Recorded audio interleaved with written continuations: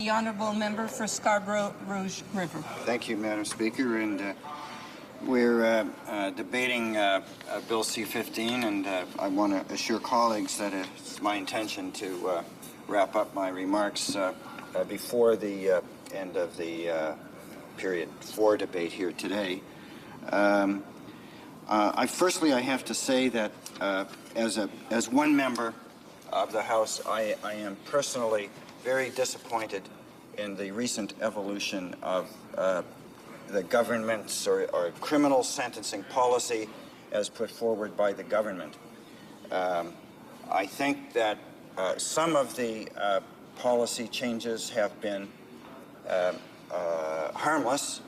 I don't think they're going to be effective, and much of it has to do with posturing and pretense and political stage play that I don't think is going to bring about many results at all. But I do want to say that in terms of dealing with crime across the country, I am absolutely, totally a firm believer in strong and improved enforcement. Regrettably, for most of us in this House, enforcement measures the costs of enforcement measures are usually borne by the province and the municipalities.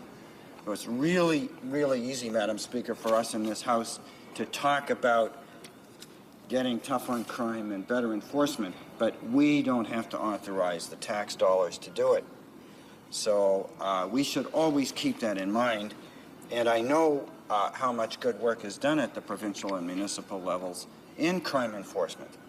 And not just the enforcement, but the prosecution, almost all of which is done at the provincial level by provincial prosecutors, not by federal prosecutors.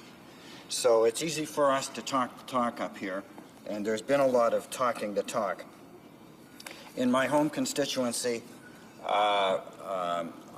it's mostly represented in a police division called 42 Division.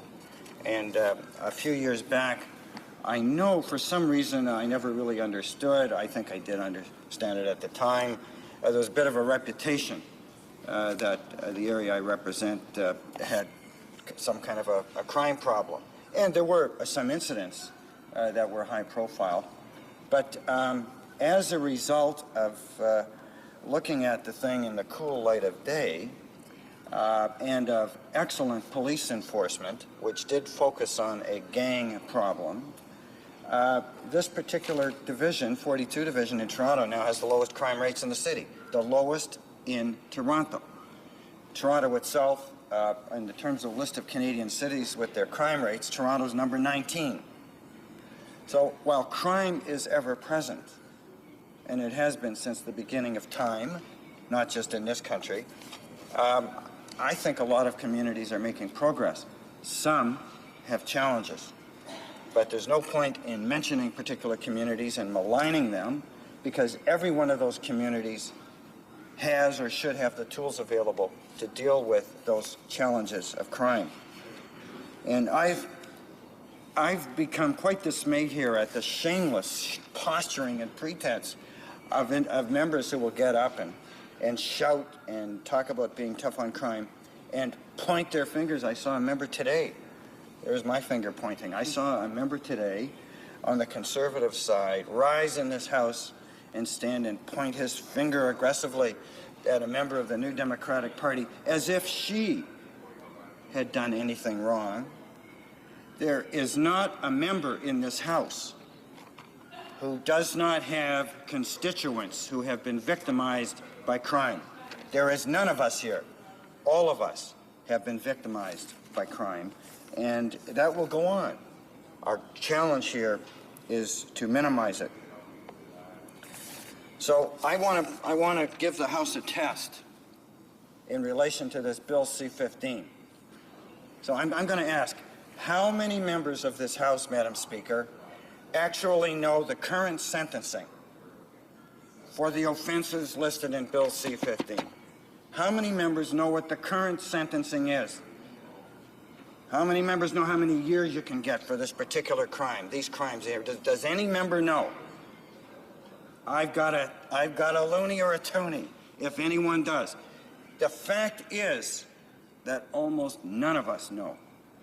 We don't know what the current sentencing is. And I'm going to give the answer. Even before I get to the question of what the new proposed sentencing is, I'm going to tell you what the current sentencing is. But having said that, knowing that nobody in this House, not one person, knows now what the sentence would be for a crime outlined in this bill. They're already crimes. This bill just changes the sentencing. Knowing that nobody knows, how do we think, how does the government think that your average criminal out there would know what the sentence would be when the legislators who are legislating it don't even know what the sentence is? The point is that ratcheting sentencing up and down doesn't make a difference on the street. The perception of the would-be criminal out there is binary in logic. Binary in the sense that he is either going to get caught or not get caught.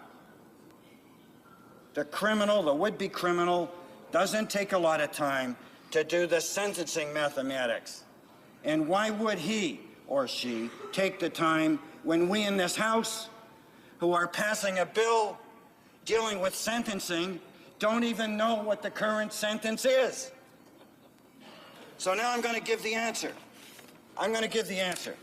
Section 1 of this bill deals with crimes in relation to trafficking and distribution